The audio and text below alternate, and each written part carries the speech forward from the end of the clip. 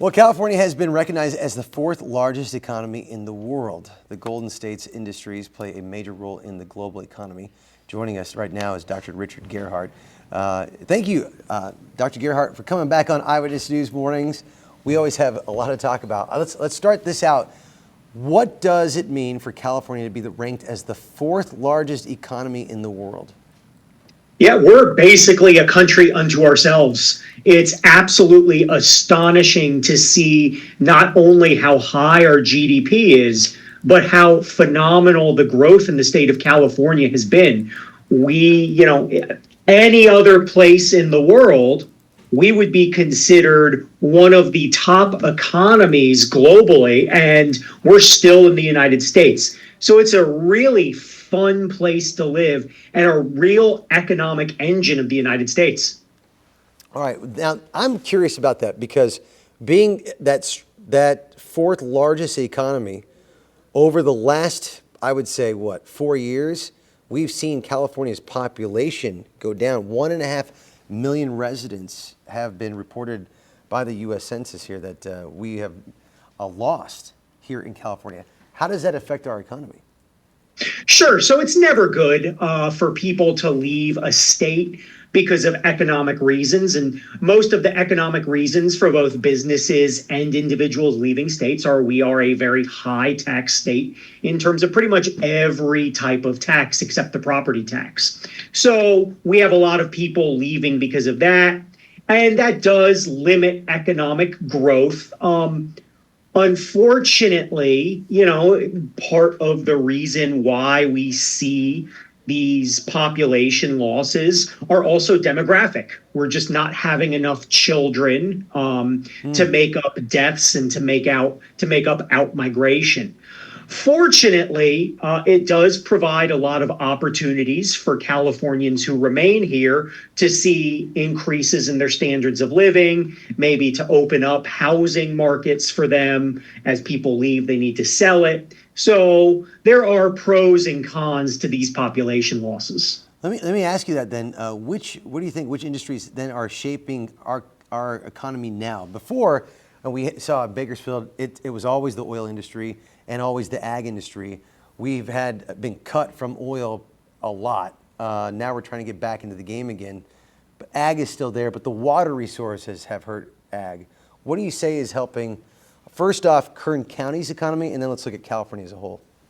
Yeah, so Kern County's economy has been growing largely based on two sectors. Healthcare. Healthcare is just pretty much a growth sector in the entire United States. Our population's getting older, our population's getting sicker, and so we need more healthcare professionals to be able to provide that. And there's always jobs available for pretty much every job, every profession in the healthcare sector. So that's a major driver in Kern County.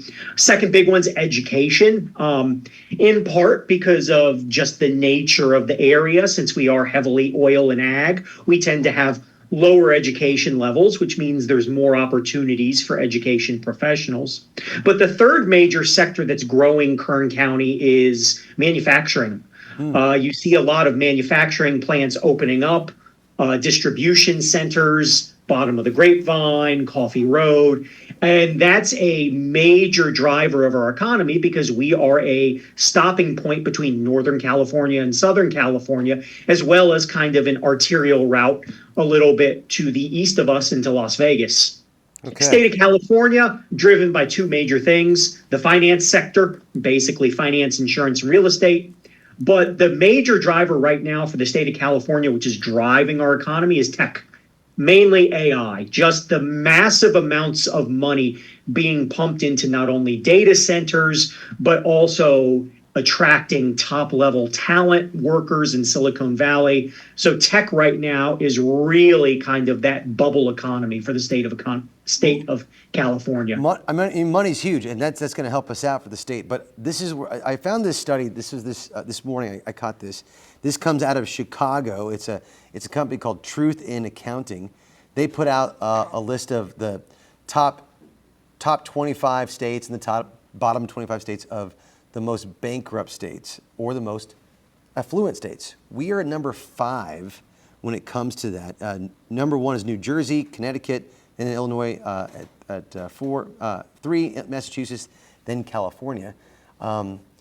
Is there a way for us to get back on top?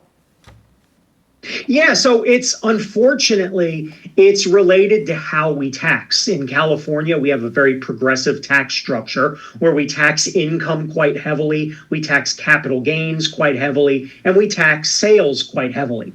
Unfortunately, those are subject to economic conditions, the business cycle, whether it's a boom cycle or a bust cycle. And right now, we're kind of entering a period of stagnant economic growth, which means that we don't collect nearly as much in tax revenues as other states that might rely on other forms of taxation, like property taxes. Property taxes are a very big proportion of state budgets in a lot of sort of the red states compared to blue states, which rely more on the progressive taxation. And so, unfortunately, it's just kind of the nature of the beast that during the times when things start to slow down, when the labor market cools down, we're just not going to collect as much tax revenues. We still spend an extraordinary amount, and we get kind of these findings where we do face budget deficits, we do face fiscal constraints, and we are considered to be bankrupt.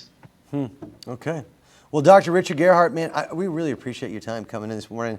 I hope everybody's getting better. If there's one thing, if you can be like real short and real quick answer, what's one thing we can do as individuals? What's one, just save. And so I keep saying, and I say it a lot, it's just save for emergencies. You need 3 to 6 months of emergency savings. That will help you kind of avoid anything that the state of California throws at you. Perfect.